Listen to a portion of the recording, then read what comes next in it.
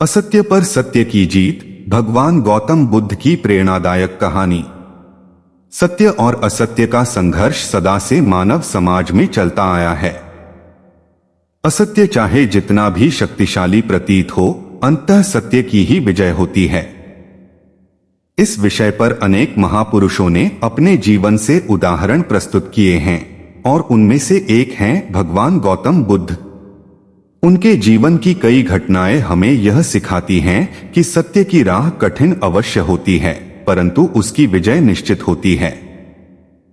इस कहानी में हम एक ऐसी ही घटना का वर्णन करेंगे जिसमें बुद्ध ने अपने धैर्य, करुणा और सत्य के बल से असत्य को पराजित किया। भगवान गौतम बुद्ध के सबसे कट्टर विरोधियों में से एक था देवदत्त। वह बुद्ध का चचेरा भाई था और प्रारंभ में उनका अनुयायी भी बना, परंतु समय के साथ उसमें अहंकार और ईर्ष्या आ गई। उसे यह लगने लगा कि बुद्ध के स्थान पर वही संघ का नेतृत्व करने के योग्य है। जब उसकी यह इच्छा पूरी नहीं हुई तो उसने असत्य और छलकपट का सहारा लेकर बुद्ध को हटाने का षड्यंत्र रचा। देवदत्त बुद्ध के बढ़ते प्रभाव से जलने लगा था। उसने सोचा कि यदि बुद्ध का नाम और प्रभाव समाप्त हो जाए तो वह स्वयं संघ का नेतृत्व कर सकता है। उसने कई तरह से बुद्ध को अपमानित करने और नुकसान पहुंचाने का प्रयास किया, लेकिन हर बार वह असफल होता गया।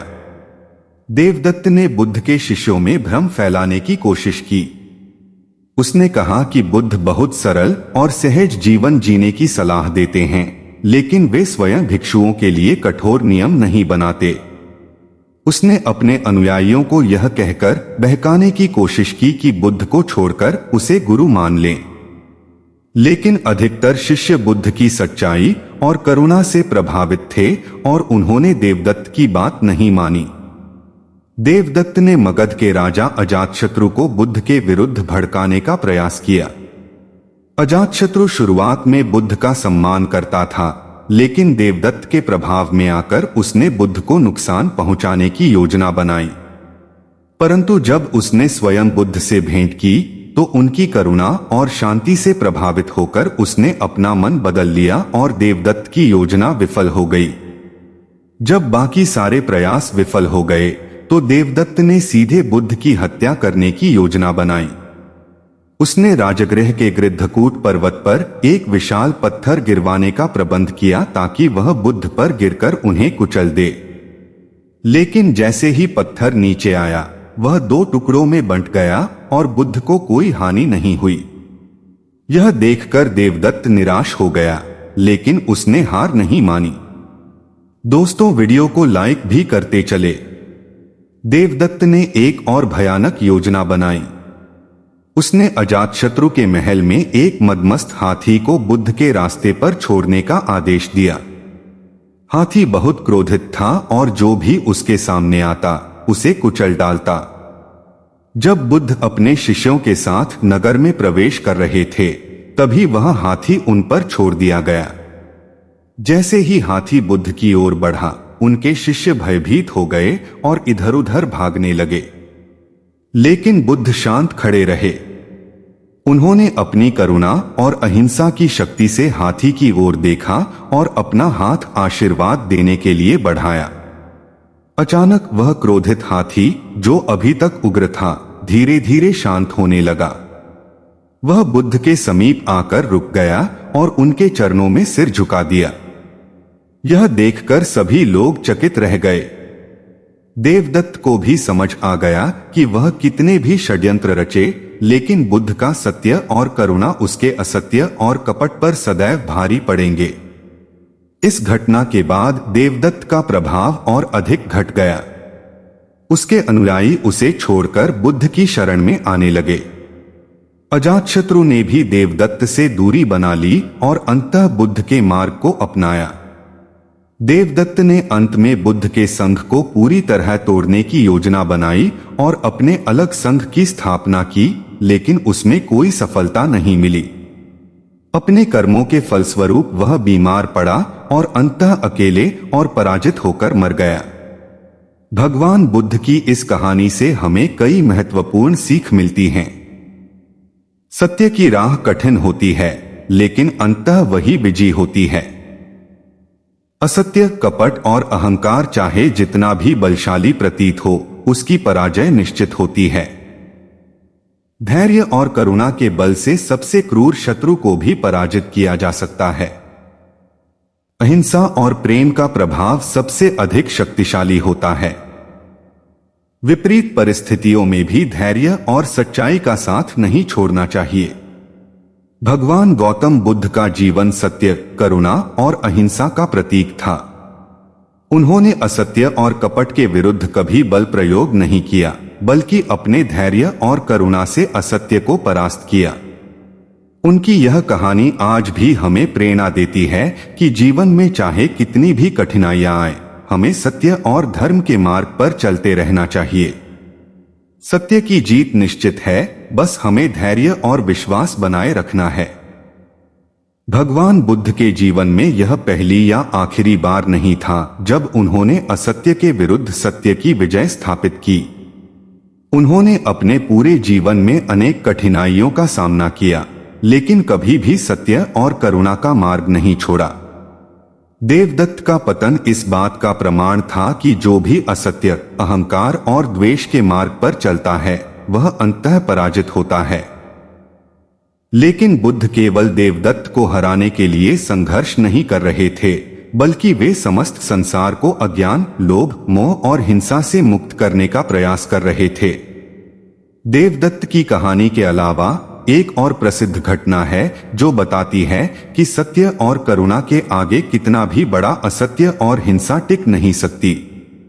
यह कहानी अंगुलिमाल नामक डाकू की है, जिसने हिंसा और हत्या का मार्ग अपनाया था, लेकिन अंततः बुद्ध के सत्य के आगे नतमस्तक हो गया। अंगुलिमाल एक भयानक डाकू था जो लोगों की हत्या करके उनकी उंगलियों की माला बनाता था।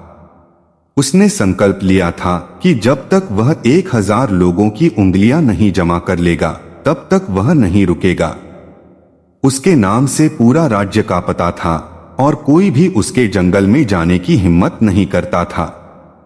एक दिन जब बुद्ध अपने शिष्यों के साथ उस क्षेत्र से गुजर रहे थे, तो लोगों ने उन्हें चेतावनी दी कि वे जंगल में न जाएं, क्योंकि वहां अंगुलिमाल का खतरा था।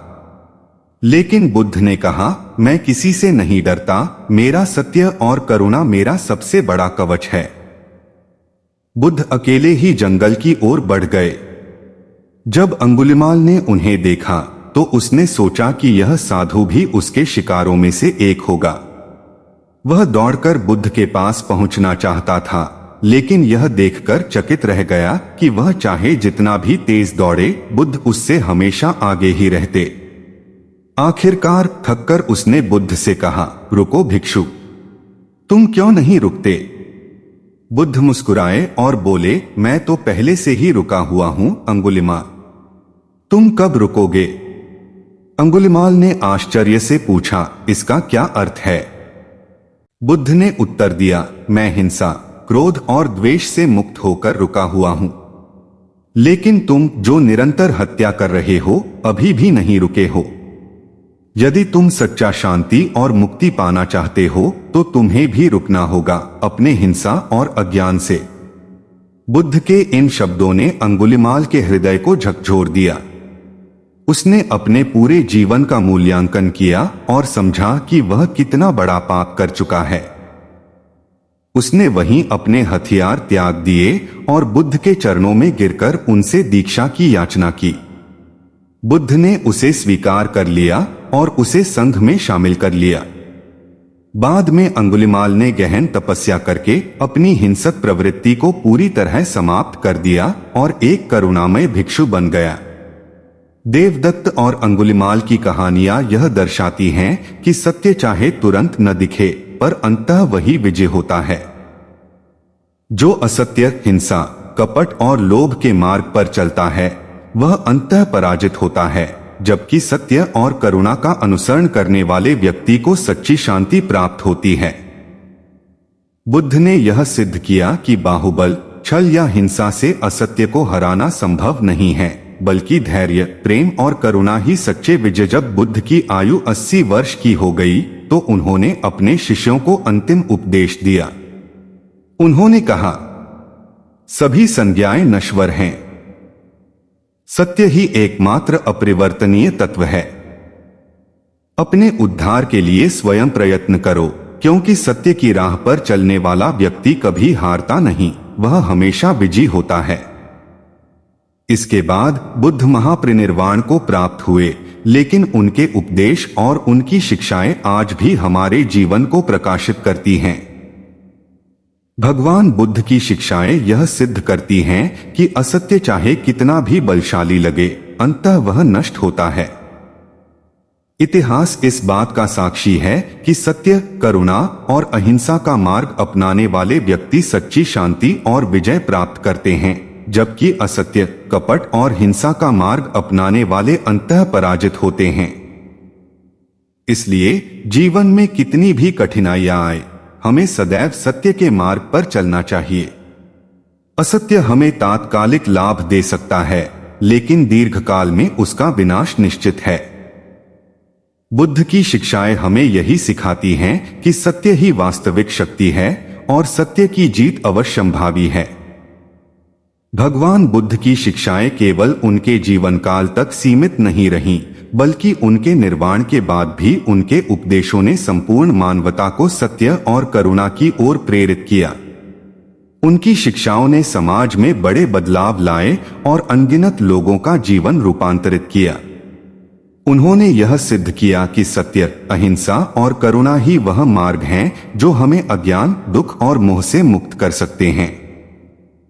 भगवान बुद्ध ने अपने शिष्यों को कई महत्वपूर्ण सिद्धांत सिखाए जो असत्य पर सत्य की जीत को सुनिश्चित करने में सहायक होते हैं।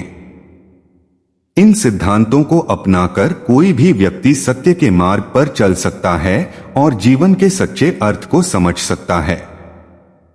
बुद्ध ने 4 आर्य सत्यों के माध्यम से यह समझाया कि जीवन में दुख क्यों हैं और उनसे मुक्ति कैसे पाई जा सकती है। जीवन में दुख अनिवार्य है। सभी दुखों का कारण तृष्णा और मोह है। यदि तृष्णा और मोह समाप्त कर दिए जाएं, तो दुखों का अंत संभव है। अष्टांगिक मार्ग का पालन करके दुखों से मुक्ति प्राप्त की जा सकती है। बुद्ध ने बताया कि यदि कोई व्यक्ति सत्य के मार्ग पर चलना चाहता है, तो उसे इन 8 बातों का पालन करना चाहिए। सत्य को समझना और उसे स्वीकार करना, सद्भावना और अहिंसा की भावना रखना, असत्य, निंदा और कटु शब्दों से बचना, हिंसा, चोरी और गलत आचरण से दूर रहना, सही और न्यायपूर्ण तरीके से आजीविका कमाना, बुरे विचारों से बचना और अच्छे विचारों को अपनाना, वर्तमान क्षण में जागरूक रहना और सचेत रहना, मन को शांत करना और ध्यान के माध्यम से आत्मज्ञान प्राप्त करना। ये सिद्धांत किसी भी व्यक्ति को असत्य, कपट और मोह से दूर करके सत्य और आत्मिक शांति की ओर ले जाते हैं। भगवान बुद्ध के सत्य और करुणा के सिद्धांतों ने उनके शिष्यों पर गहरा प्रभाव डाला। उनके प्रमुख शिष्यों जैसे कि महाकश्यप, सारिपुत्त, मौदगल्यायन और आनंद ने उनके उपदेशों का पालन किया और आगे पूरे विश्व में बुद्ध के संदेश को फैलाया। महाकश्यप बुद्ध के प्रमुख शिष्य थे और उन्होंने बुद्ध के महापरिनिर्वाण के बाद उनके उपदेशों को संरक्षित रखने में महत्वपूर्ण भूमिका निभाई। उन्होंने पहला बौद्ध संगीति आयोजित किया, जहां सभी उपदेशों को संकलित किया गया ताकि वे आगे आने वाली पीढ़ियों के लिए संरक्षित रह सकें। सारिपुत्त बुद्ध के सबसे बुद्धिमान शिष्य थे और उन्होंने बौद्ध धर्म के दार्शनिक और आध्यात्मिक पहलुओं को स्पष्ट रूप से समझाया। मौदगल्यायन, जो एक महान तपस्वी थे, ने अपनी शक्तियों का उपयोग कर सत्य के संदेश को फैलाने में सहायता की। आनंद भगवान बुद्ध के सबसे करीबी शिष्य थे और उन्होंने बुद्ध के अधिकांश उपदेशों को स्मरण रखा। उन्होंने उन उपदेशों को लोगों तक पहुंचाया और सत्य का प्रचार किया। बुद्ध के निर्वाण के बाद उनके शिष्यों और अनुयायियों ने उनके संदेश को पूरी दुनिया में फैलाया। धीरे धीरे बौद्ध धर्म भारत से श्रीलंका, चीन, जापान, तिब्बत, म्यांमार, थाईलैंड और अन्य कई देशों में फैल गया। बुद्ध के सत्य और अहिंसा के विचारों ने अशोक महान जैसे राजाओं को भी प्रभावित किया। अशोक, जो पहले युद्ध और हिंसा के मार्ग पर था, बुद्ध की शिक्षाओं से प्रेरित होकर अहिंसा और सत्य के मार्ग पर चल पड़ा। उसने अपने शासनकाल में बुद्ध के संदेशों को न केवल भारत में बल्कि अन्य देशों में भी फैलाया। भगवान बुद्ध का जीवन और उनकी शिक्षाएं आज भी उतनी ही प्रासंगिक हैं जितनी हजारों वर्ष पहले थीं। आज का युग भी असत्य, हिंसा, लालच और अहंकार से भरा हुआ है। लोग भौतिक सुख सुविधाओं की तलाश में इतने व्यस्त हो गए हैं कि वे सत्य, करुणा और शांति के महत्व को भूलते जा रहे हैं। लेकिन यदि हम बुद्ध के उपदेशों को अपने जीवन में अपनाएं, तो हम अपने भीतर और समाज में एक सकारात्मक परिवर्तन ला सकते हैं। कोई भी परिस्थिति क्यों न हो, हमें सत्य का साथ नहीं छोड़ना चाहिए। नफरत, ईर्ष्या और द्वेष को त्याग कर प्रेम और करुणा का अभ्यास करें। न केवल शारीरिक हिंसा से बचें, बल्कि वाणी और विचारों से भी किसी को दुख न पहुंचाएं। मन को शांति देने के लिए नियमित रूप से ध्यान का अभ्यास करें। अपने कार्यों के माध्यम से समाज में सत्य और नैतिकता का प्रसार करें। भगवान बुद्ध का जीवन एक अद्भुत उदाहरण है कि कैसे सत्य, करुणा और धैर्य के माध्यम से असत्य को पराजित किया जा सकता है। उन्होंने न केवल देवदत्त जैसे कपटी व्यक्तियों को पराजित किया, बल्कि पूरी दुनिया को यह सिखाया कि असत्य, हिंसा और लोभ का मार्ग अंततः विनाश की ओर ले जाता है, जबकि सत्य, अहिंसा और करुणा का मार्ग सच्ची शांति और मुक्ति प्रदान करता है। बुद्ध ने जो दीपक सत्य और करुणा का जलाया था, वह आज भी जल रहा है। हमें बस उसे अपने जीवन में अपनाने की आवश्यकता है। जब तक हम सत्य, करुणा और अहिंसा को अपने जीवन का आधार नहीं बनाएंगे, तब तक वास्तविक शांति संभव नहीं होगी। इसलिए हमें हमेशा सत्य के मार्ग पर चलना चाहिए, क्योंकि असत्य चाहे जितना भी शक्तिशाली प्रतीत हो, अंततः सत्य की ही विजय होती है। भगवान बुद्ध के जीवन और उनकी शिक्षाओं का प्रभाव केवल उनके समय तक सीमित नहीं था, बल्कि यह आने वाली पीढ़ियों के लिए भी प्रेरणा का स्रोत बना। उनकी शिक्षाओं ने केवल आध्यात्मिक और नैतिक स्तर पर ही नहीं, बल्कि सामाजिक, राजनीतिक और सांस्कृतिक स्तर पर भी बदलाव लाए। उन्होंने सत्य, अहिंसा और करुणा के जिस मार्ग को अपनाया, उसने न केवल उनके अनुयायियों को बल्कि पूरी मानवता को प्रभावित किया। भगवान बुद्ध का जीवन केवल आध्यात्मिक ज्ञान तक सीमित नहीं था, बल्कि उन्होंने सामाजिक सुधारों में भी महत्वपूर्ण भूमिका निभाई। उनके सत्य और करुणा के सिद्धांतों ने समाज में व्याप्त कई बुराइयों को समाप्त करने में योगदान दिया। बुद्ध के समय समाज में जातिवाद गहराई से फैला हुआ था। समाज में ब्राह्मणों को उच्च स्थान प्राप्त था, जबकि शूद्रों और अन्य निम्न जातियों को तुच्छ समझा जाता था। लेकिन बुद्ध ने इस व्यवस्था को अस्वीकार किया और यह स्पष्ट रूप से कहा, कोई व्यक्ति जन्म से महान नहीं होता, वह अपने कर्मों से महान बनता है। उन्होंने सभी जातियों और वर्गों के लोगों को अपने संघ में शामिल किया और उन्हें समानता का अधिकार दिया। बुद्ध के इस कदम ने समाज में क्रांतिकारी परिवर्तन लाने का कार्य किया। बुद्ध के समय महिलाओं को समाज में निम्न स्थान दिया जाता था, लेकिन बुद्ध ने महिलाओं को भी ज्ञान प्राप्त करने और संघ में शामिल होने का अधिकार दिया। उन्होंने गौतमी को पहला महिला भिक्षुणी संघ स्थापित करने की अनुमति दी। यह एक बहुत बड़ा सामाजिक सुधार था, जिसने महिलाओं को शिक्षा और आध्यात्मिकता के क्षेत्र में स्वतंत्रता दी। बुद्ध ने हिंसा का विरोध किया और करुणा और अहिंसा का मार्ग अपनाने की शिक्षा दी। उनका यह संदेश केवल व्यक्तिगत जीवन के लिए ही नहीं, बल्कि समाज और राष्ट्र के लिए भी था। उन्होंने कहा, घृणा को घृणा से समाप्त नहीं किया जा सकता, केवल प्रेम और करुणा ही इसे समाप्त कर सकते हैं। उनके इस संदेश ने कई शासकों को प्रभावित किया, जिनमें अशोक महान प्रमुख थे। अशोक, जो पहले एक युद्धप्रिय राजा था, बुद्ध की शिक्षाओं से प्रेरित होकर अहिंसा का पालन करने लगा और उसने अपने शासनकाल में किसी भी प्रकार के युद्ध को त्याग दिया। भगवान बुद्ध के निर्वाण के बाद उनके शिष्यों ने उनकी शिक्षाओं को पूरी दुनिया में फैलाने का कार्य किया। बुद्ध के निर्वाण के तुरंत बाद उनके प्रमुख शिष्य महाकश्यप ने पहली बौद्ध परिषद का आयोजन किया, जिसमें बुद्ध के उपदेशों को संकलित किया गया। इसके बाद दूसरी, तीसरी और चौथी बौद्ध परिषदें भी आयोजित की गईं, जिनमें बौद्ध धर्म के ग्रंथों को व्यवस्थित रूप से संरक्षित किया गया। सम्राट अशोक ने बौद्ध धर्म को अपनाने के बाद इसे पूरे भारत और अन्य देशों में फैलाने का कार्य किया। उन्होंने बौद्ध भिक्षुओं को श्रीलंका, अफगानिस्तान, चीन, बर्मा और अन्य कई देशों में भेजा ताकि वे बुद्ध के संदेश का प्रचार कर सकें।